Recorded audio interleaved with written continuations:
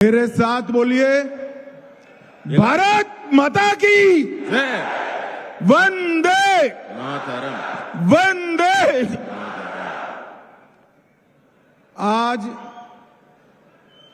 Tamil Nadu Bharatiya Janata party के मंडल और जिला के चुने हुए सभी प्रतिनिधि के सम्मेलन में मैं आप सभी का हृदय पूर्वक स्वागत करता हूं। இன்று நம் பாரதிய ஜனதா கட்சியில் மண்டல் ஜில்லா இந்த பகுதியில் எல்லாம் தேர்வு செய்யப்பட்டிருக்கும் உங்கள் அனைவரையும் சந்திக்கும் இந்த கூட்டத்தில் கலந்து கொள்வதில் நான் மகிழ்ச்சி அடைகிறேன்। मेरे साथ मंच पर उपस्थित तमिलनाडु भारतीय जनता पार्टी के प्रदेश अध्यक्ष श्री नयनार नागेंद्र जी, जिन्होंने बहुत अच्छे तरीके से पार्टी को आगे बढ़ाया, ऐसे हमारे पूर्व अध्यक्ष के अन्नामलाई जी,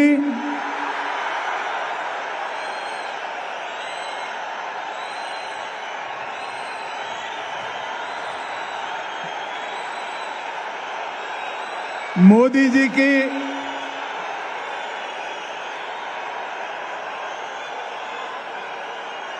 जी की मंत्री परिषद में मेरे साथी डॉक्टर एल मुरुगन जी, श्री एपी राजसिम्मन जी, डॉक्टर सुधाकर रेड्डी जी, श्री प्री राधाकृष्णन जी, डॉक्टर तमिलसाई सौंदर्यराजन जी, मेरे मित्र और हमारे नेता एच राजा जी, बहन वानती श्रीनिवासन जी, श्री चक्रवर्ती जी, श्री रामा श्रीनिवासन जी, श्री वीपी दुरईसामी जी, श्री एसआर शेखर जी, श्री पी कार्तिकेय जी, डॉक्टर के पी रामलिंगम जी, एल मुरुगनानंद जी, के एस नरेंद्रन जी, और आज तमिलनाडु के कोने कोने से आए हुए मेरे देव दुर्लभ कार्यकर्ताओं को मेरा नमस्कार प्रणाम। மேடையில் இருக்கும் தலைவர்கள் அனைவரையும் வணங்கி தமிழ்நாட்டின் ஒவ்வொரு மூலை முடுக்கிலிருந்தும் இங்கு வந்து குவிந்திருக்கும் உங்கள் அனைவரையும் வணங்கி மகிழ்கிறேன்। सबसे पहले मैं मदुरै में आया हूं। मदुरै में विराजमान मीनाक्षी अम्मन को प्रणाम कर कर मेरी बात की शुरुआत करता हूं। மதுரை மண்ணில் வந்தவுடனே முதலில் நான் மதுரை மீனாட்சி அம்மனை வணங்கி என் உரையை தொடங்குகிறேன்। मैं सोकनाथर, कल्लालगर और भगवान मुरुगन को प्रणाम कर कर मेरी बात की शुरुआत करता हूं। இந்த மண்ணின் சொக்கநாதருக்கும் கல்லழகருக்கும் மற்றும் திருப்பரங்குன்றம் முருகனையும் நான் தலை வணங்கி மகிழ்கிறேன்।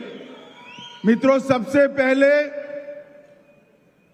मैं भारत की महान भाषाओं में से एक तमिल भाषा में तमिलनाडु के कार्यकर्ताओं से बात नहीं करता, इसलिए मैं आप सबकी क्षमा मांगता हूं।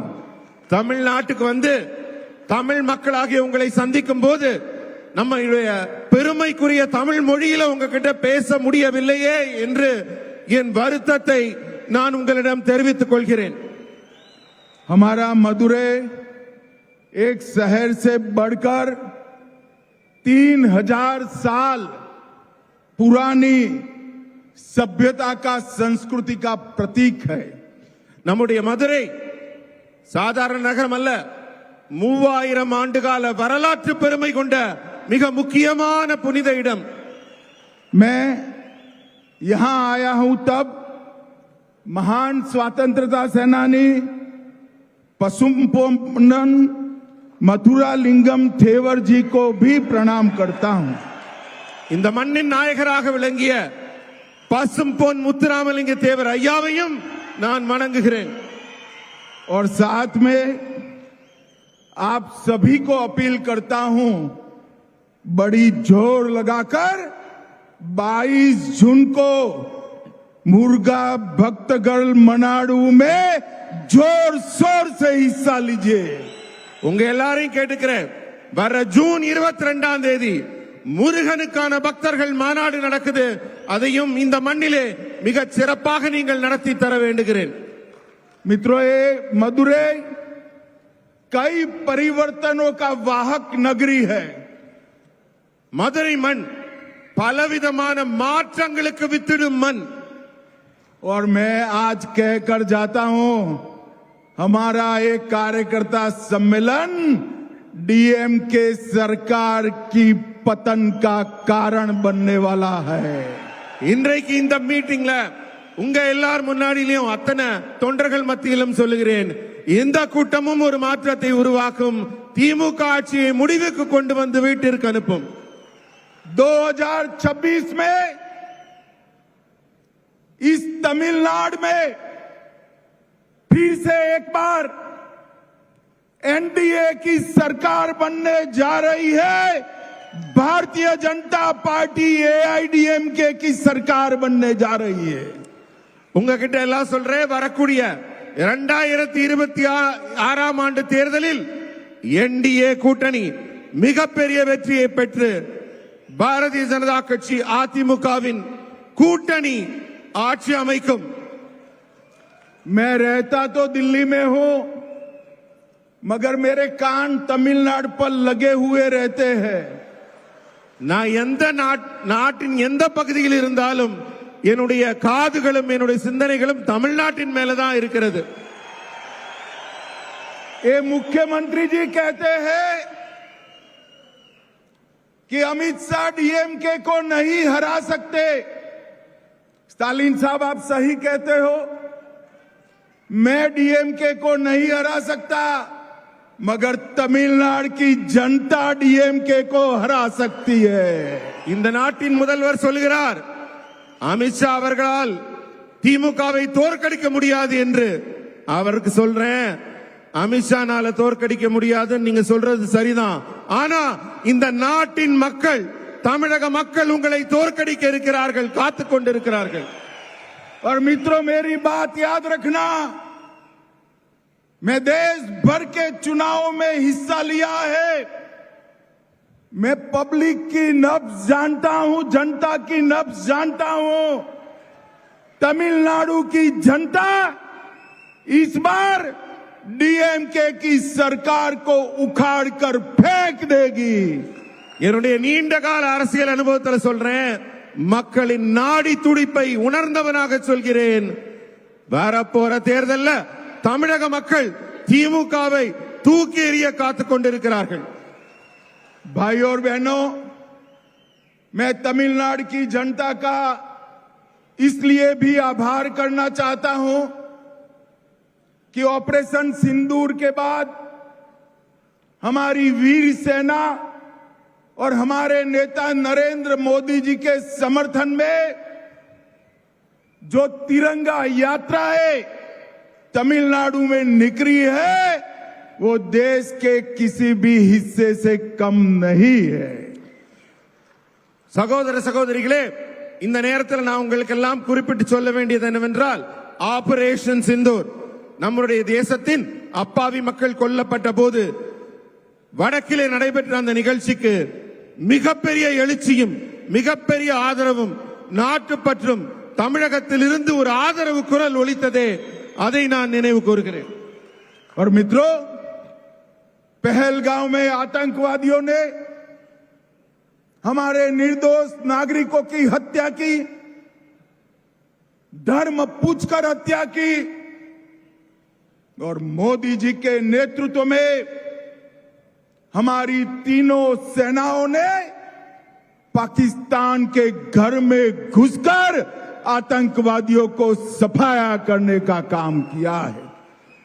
பகல்காம்ல நம்ம அப்பாவி பொதுமக்களை மதத்தின் பெயரால் நீங்க யாருன்னு அடையாளப்படுத்தி கொடூரமாக கொலை செய்த தீவிரவாதிகளை முப்படைகளையும் திரட்டி நமது பாரத பிரதமர் மோடி அவர்கள் அவங்க ஊருக்குள்ளேயே புகுந்து அடித்தார் பாருங்க. அதுதான் அவர்களுக்கு நாம் புகட்டிய பாடம்.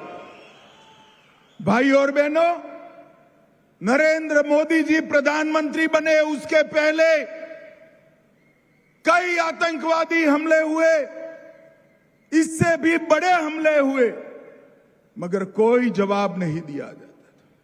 14 में मोदी जी प्रधानमंत्री बनने के बाद उरी, पुलवामा और अब पहलगाम हुआ।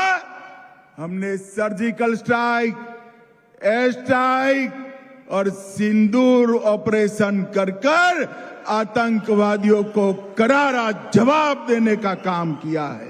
இதற்கு முன்னர் கூட அந்த தீவிரவாதிகள் எல்லாம் தங்கள் கைவரிசையை காட்டி இருக்கிறார்கள். ஆனால் அப்போது எல்லாம் இத்தகைய வீர தீரமான செயல்பாட்டை எல்லாம் முந்தைய அரசுகள் வெளிப்படுத்தவில்லை.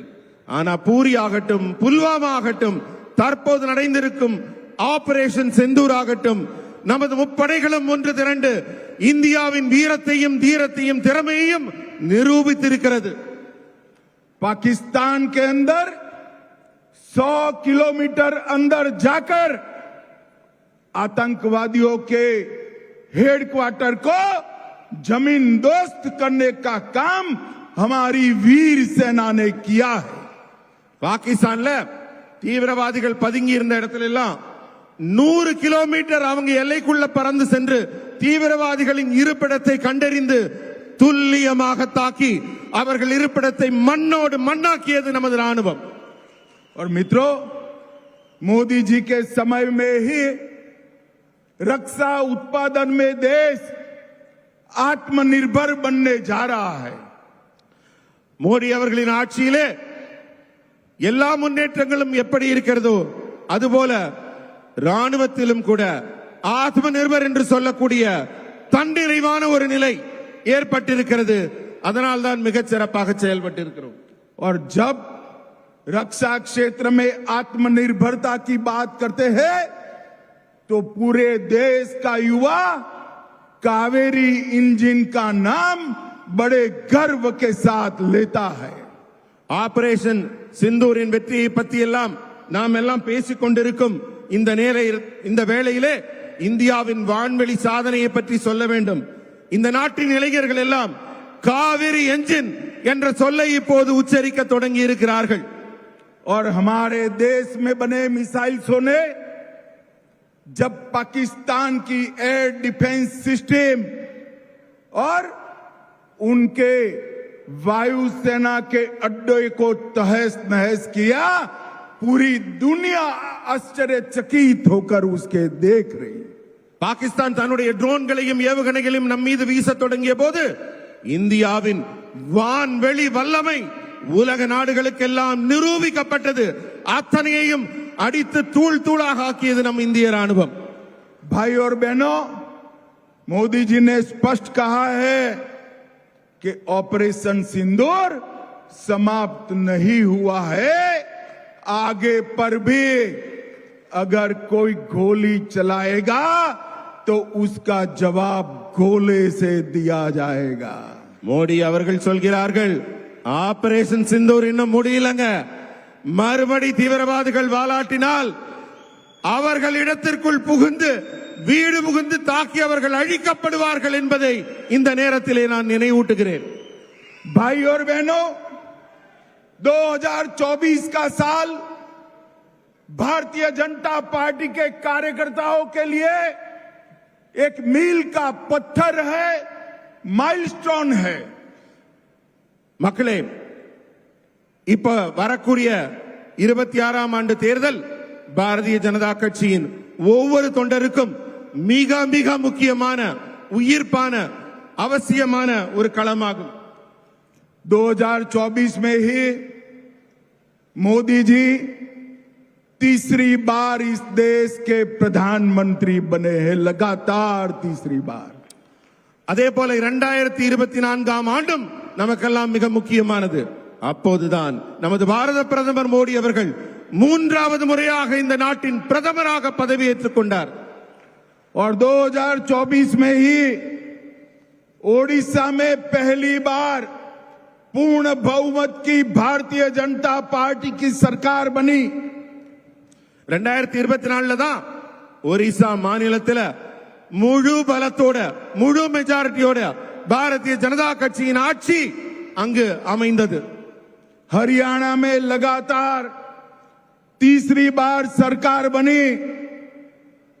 ஹரியானாலையும் அதே போல மிகப்பெரிய வெற்றியை அங்கு மூன்றாவது முறையாக பதிவு செய்யப்பட்டது. और महाराष्ट्र में अब तक की सबसे बड़ी विजय बनाकर भारतीय जनता पार्टी की सरकार बनी. அதே போல மகாராஷ்டிராவிலும் இதுவரை இல்லாத அளவிற்கு மிகப்பெரிய வெற்றியை பாரதிய ஜனதா கட்சி பதிவு செய்திருக்கிறது. और 2025 में 27 साल के बाद दिल्ली में केजरीवाल जी को हटाकर भारतीय जनता पार्टी की सरकार बनी. அதே போல 2025 ஆண்டு மிகப்பெரிய சாதனை செய்யப்பட்டது. டெல்லியில அரவிந்த் கெஜ்ரிவால் அவர்களின் ஆட்சி 27 ஆண்டுகளுக்கு பிறகு டெல்லியில் பாரதிய ஜனதா கட்சி ஆட்சி அமைத்திருக்கிறது. और 2025 में दिल्ली में सरकार बनी, 26 में तमिलनाडु की बारी है. 25ல டெல்லியில எப்படி ஆட்சி அமைச்சோமோ அதே போல நண்பர்களை 2026 தமிழகத்தில் பாரதிய ஜனதா கட்சியின் ஆட்சி கண்டிப்பாக மலரப் போகிறது. और मेरी बात कान खोलकर गांठ बांध लेना, कान खोलकर सुन लेना और याद कर कर घर में जाना. 2026 में तमिलनाडु और बंगाल में भारतीय जनता पार्टी और एनडीए की सरकार बनने जा रही. எல்லாரும் கவனமா கேளுங்க. உங்க காதுகளை திறந்து வைத்து நான் சொல்வதை கவனமாக கேளுங்கள், குறித்து வைத்துக் கொள்ளுங்கள். 2026 ஆண்டில் நடைபெறப் போகும் தேர்தலில் தமிழகம் மற்றும் மேற்கு வங்கத்தில் பாரதிய ஜனதா கட்சியின் கூட்டணி கண்டிப்பாக ஆட்சி அமைக்கும் என்பதை உறுதியாக உங்கள் முன் தெரிவித்துக் கொள்கிறேன். मित्रों, ये तमिलनाडु की डीएमके सरकार ने भ्रष्टाचार की सारी हदें पार कर दी है. இங்க ஆட்சியில் இருக்கிற திமுக ஊழல் ஊழல் ஊழல் என்று ஊழலில் தான் திளைத்துக் கொண்டிருக்கிறது.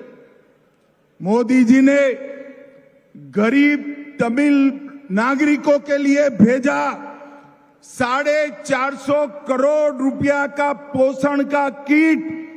उन्होंने एक कंपनी को देकर बहुत बड़ा घपला किया और गरीबों के पेट पर लात मारने का काम किया है. இந்த திமுகவின் ஆட்சி மத்திய அரசிலிருந்து மோடி அவர்கள் ஏழை மக்களுக்காக கொடுக்கும் பணத்தை கூட மக்களின் நலனுக்காக செலவிடாமல் அந்த பணத்தை எல்லாம் மடை மாற்றி அவர்களுக்கு கிடைக்க வேண்டிய நன்மைகளை கிடைக்காமல் செய்வதைத்தான் செய்து கொண்டிருக்கிறார்கள். 4600 करोड़ रुपए का रेती का खनन का घोटाला किया. आज तमिलनाडु का गरीब से गरीब आदमी एक कमरा भी ज्यादा बनाना है तो महंगी रेत खरीदकर ये डीएमके पार्टी की तिजोरी में पैसा जाता है. இன்றைக்கு இந்த திமுக ஆட்சியில ஏழைகள் விலைவாசி ஏற்றத்தாலும் அவங்க வாழ்வாதாரங்களுக்கு ஏற்பட்டிருக்கும் அச்சத்தாலும் அவர்கள் வாழ முடியாத சூழலில் அவர்கள் மத்திய அரசின் திட்டங்கள் கிடைக்காத சூழலில் தவித்துக் கொண்டிருக்கிறார்கள். और मित्रों, टास्मैक घोटाला 39,000 करोड़ का घोटाला हुआ. 39,775 करोड़. 39,000 करोड़ में से तमिलनाडु के हर गांव में प्राइमरी स्कूल में 2 नए कमरे बनाए जा सकते हैं. 2 नए कमरे बनाए. 39,000 करोड़ रुपया टास्मैक के माध्यम से ये तमिलनाडु सरकार चाव कर गई है. மக்களுக்கு செய்யற நன்மையை விட திமுக ஆட்சியில் ஊழல் மிக மலிந்து காணப்படுகிறது என்பதற்கு உதாரணமாக சொல்ல வேண்டும் என்றால் 39,775 கோடி ரூபாய். मित्रों, मेरे पास उनके घोटालों की बड़ी सूची है, मगर मैं इसमें समय बिगाड़ना नहीं चाहता. அதாவது டாஸ்மாகில் 35,775 கோடி ரூபாய் ஊழலை செய்து இங்கே சட்டவிரோதமாக ஊழல் ஆட்சி நடைபெற்றுக் கொண்டிருக்கிறது. ये तमिलनाडु सरकार 100% 100% फेल्योर गवर्नमेंट है. இந்த தமிழக அரசு 100% தோல்வியடைந்த அரசாக காட்சி அளிக்கிறது. अब चुनाव में जा रहे हैं. अब तक इनके घोषणा पत्र के 60% वादे पूरे नहीं हुए हैं. திமுக அரசு தேர்தல் நேரத்தில் மக்களுக்கெல்லாம் ஒரு வாக்குறுதி பட்டியல் கொடுக்கிறாங்க. ஆனா அந்த வாக்குறுதி பட்டியல்ல 10% கூட நிறைவேற்றவில்லை அவர்கள். ஆனால் 90% நிறைவேற்றியதாக அவர்கள் கூறிக்கொள்கிறார்கள். स्टालिन साहब, हिम्मत है तो घोषणा पत्र निकालकर हिसाब किताब दीजिए, कितने वादे पूरे किए. உங்களுக்கு தைரியம் இருந்தா உங்களுடைய தேர்தல் வாக்குறுதி பட்டியலை எடுத்துட்டு வாங்க. அதை பார்த்து சொல்லுங்க நீங்க எத்தனை வாக்குறுதிகளை நிறைவேற்றி இருக்கிறீர்கள் என்று. अवैध शराब में भ्रष्टाचार के कारण आए दिन गरीब लोग नकली शराब के कारण मौत की शरण हो रहे हैं. ஊழலால் மட்டுமல்ல கள்ளச்சாராயத்தினாலும் இந்த நாட்டு மக்கள் அப்பாவி மக்கள் உயிரிழந்திருக்கிறார்கள். दक्षिण तमिलनाडु में जातीय हिंसा बढ़ाने का काम अपने राजनीतिक स्वार्थ को पूरा करने के लिए ये तमिलनाडु सरकार ने किया है. தென் தமிழகத்தில் சாதி பிரச்சனையினாலையும் பிரிவினைவாதத்தினாலையும் அரசியல் லாபங்களை கருத்தில் கொண்டு திமுக அரசு செயல்பட்டுக் கொண்டிருக்கிறது. बुजुर्गों और महिलाओं के प्रति अपराध बढ़ा है. இந்த ஆட்சியில பெண்களுக்கு எதிரான குற்றங்கள் மலிந்து கொண்டிருக்கிறது. नशा तस्कर और ड्रग के माफिया तमिलनाडु के युवाओं को बर्बाद करने पर तुले हैं. இந்த நாட்டின் இளைஞர்களுக்கு வாய்ப்புகள் இல்லாமல் வேலைகள் இல்லாமல் அவர்கள் துன்பத்தில் இருக்கும் நிலைதான் தொடர்ந்து கொண்டிருக்கிறது. और तमिलनाडु सरकार में मुख्यमंत्री जी को इसकी कोई परवाह नहीं. தமிழ்நாட்டின் முதல்வருக்கு இது பற்றிய எந்த ஒரு அக்கறையுமோ கவலையுமோ கொஞ்சம் கூட இல்லை. भाइयों बहनों, तुष्टीकरण की भी हद होती है. मैं आज यहां आया हूं तब भगवान मुर्गन से जुड़ी हुई पहाड़ी को सिकंदर हिल मानने की हिम्मत ये डीएमके सरकार ने की है. 1000 ஆண்டு காலம் பழமையுள்ள நம்ம திருப்பரங்குன்றம் முருகரின் அறுபடை வீடான அந்த மலையை சிக்கந்தர் மலை என்று சொல்லக்கூடிய துணிச்சல் இந்த திமுக அரசுக்கு வந்திருக்கிறது. सालों से भगवान मुर्गन के भक्त यहां पर अपनी श्रद्धा व्यक्त करते हैं. பல ஆயிரம் ஆண்டுகளாக முருக பக்தர்கள் வழிபட்டு வந்த வழிபாட்டு தலத்தை இதுபோல அரசியல் லாபம் கருதி பிரிவினைவாதம் கருதி இந்த அரசு செயல்படுத்தி வருகிறது. और भाइयों बहनों, मैं तमिलनाडु की जनता को करबद्ध विनती करने आया हूं कि मुर्गा भक्तगल मनाडू में आप बढ़ चढ़कर हिस्सा लेकर इनको अपनी ताकत का परिचय कराइए, भक्तों की ताकत का परिचय कराइए. நான் உங்ககிட்ட எல்லாம் அன்போடு வேண்டிக் கொள்வதெல்லாம் வர ஜூன் 22ஆம் தேதி முருக பக்தர்கள் மாநாடு நடக்குது. நீங்க ஒவ்வொருவரும் பெருந்திரளாக கலந்து கொண்டு நம்மளுடைய ஒற்றுமையையும் வலிமையையும் அந்த மாநாட்டில் காட்ட வேண்டும் என்று கேட்டுக்கொள்கிறேன்.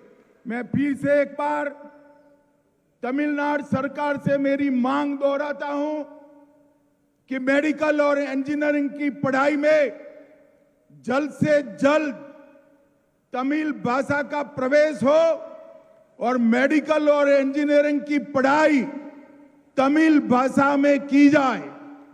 நான் தமிழக அரச ஒவ்வொரு முறை வரும்போது நினைவூட்டுகிறேன். தமிழ்நாட்டில் தமிழ் தமிழ் என்று பேசிக் கொண்டிருக்கும் நீங்கள் பாடத்திட்டத்தை ஏன் தமிழில் செய்ய மறுக்கிறீர்கள்? உயர் கல்வி அனைத்தையும் தமிழில் செய்வதற்கு என்ன தடை இருக்கிறது? விரைவில் நான் தமிழக அரசை கேட்பதெல்லாம் इंजीनियरिंग பாடத்திட்டம் உடனடியாக தமிழில் இயற்றப்பட வேண்டும். और भाइयों बहनों, मैं आज स्टालिन जी को ये भी अपील करने आया हूं. हमारे मोदी जी ने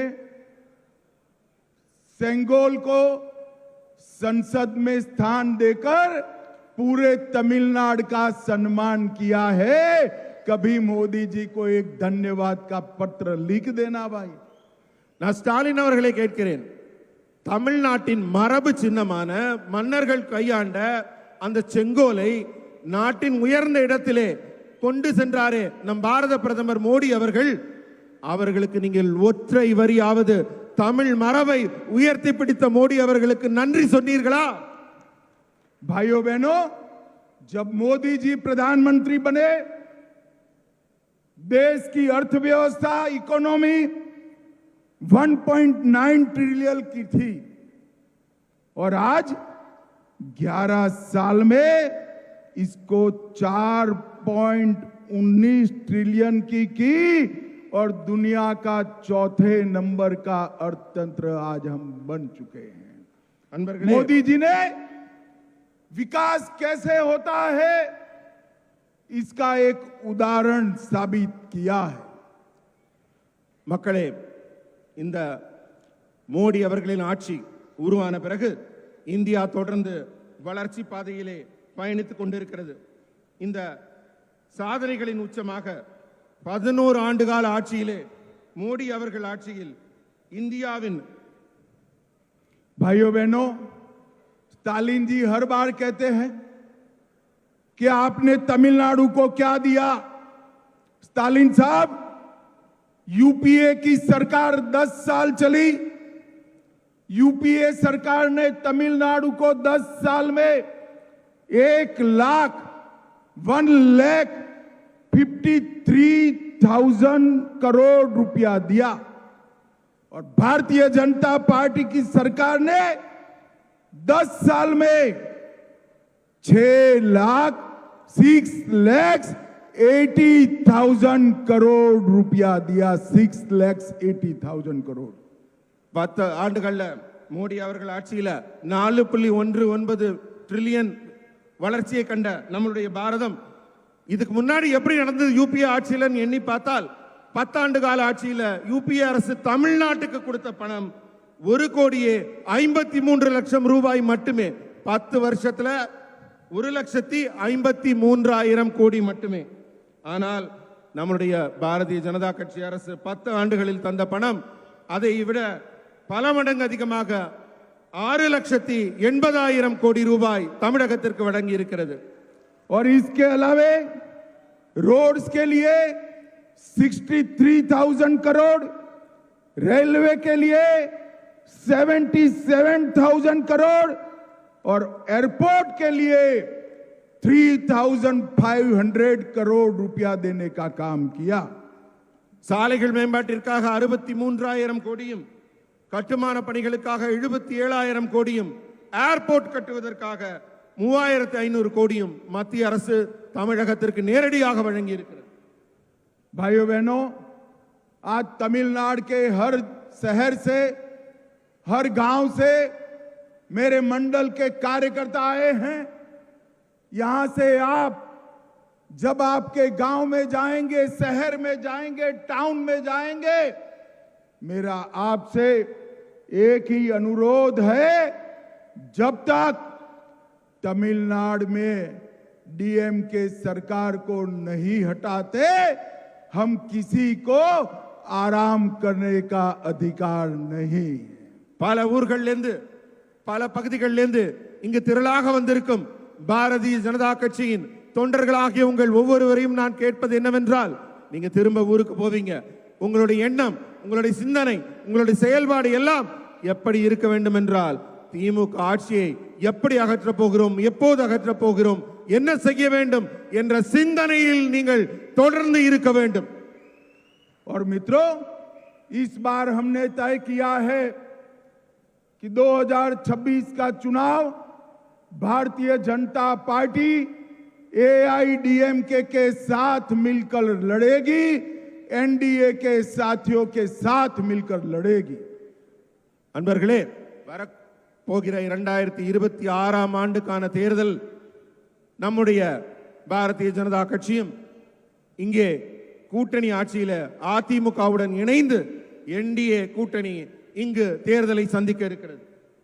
मुझे बताइए, सभी कार्यकर्ता संकल्प करते हैं कि इस बार तमिलनाडु में डीएमके को हटाना है.